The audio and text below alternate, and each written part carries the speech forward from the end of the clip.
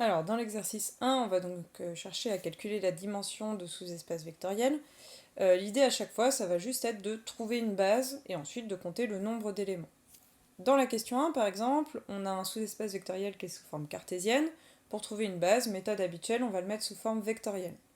Donc on résout l'équation cartésienne, on obtient f sous forme paramétrique, puis sous forme vectorielle en posant u et v, les deux vecteurs suivants.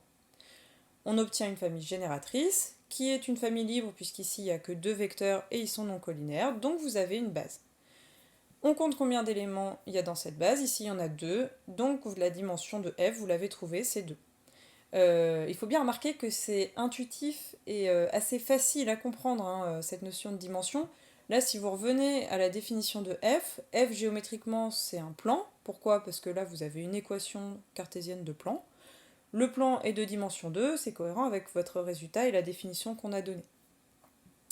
Pour la question 3, dans cet exercice, là cette fois-ci l'ensemble est donné sous forme vectorielle, on pourrait croire que c'est un peu plus facile puisqu'on a déjà une famille génératrice.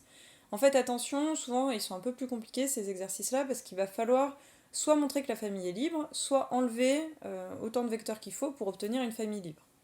Donc ici, on va étudier la liberté de la famille U1, U2, U3, U4. Donc on applique la méthode habituelle, on essaye de résoudre le système correspondant, et ici on trouve que la famille est liée. En particulier, si vous prenez une solution particulière du système, ici vous pouvez exprimer U1 en fonction des trois autres vecteurs. Ce qui veut dire que vous pouvez l'enlever de votre famille génératrice, il n'y a pas besoin de le laisser, et vous obtenez U2, U3, U4 comme famille génératrice. On arrive à montrer ensuite que cette famille est libre, donc là c'est bon, vous avez trouvé une base de l'ensemble H, ce qui veut dire que H est de dimension 3, puisqu'il y a 3 vecteurs dans votre base.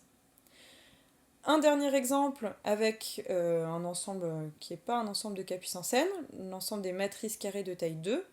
Donc là pareil, le but c'est de trouver une base.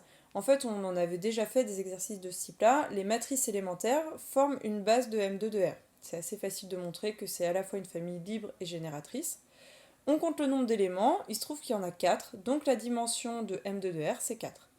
C'est logique, c'est le nombre de possibilités que vous avez pour choisir les coefficients de vos matrices, c'est le nombre de degrés de liberté.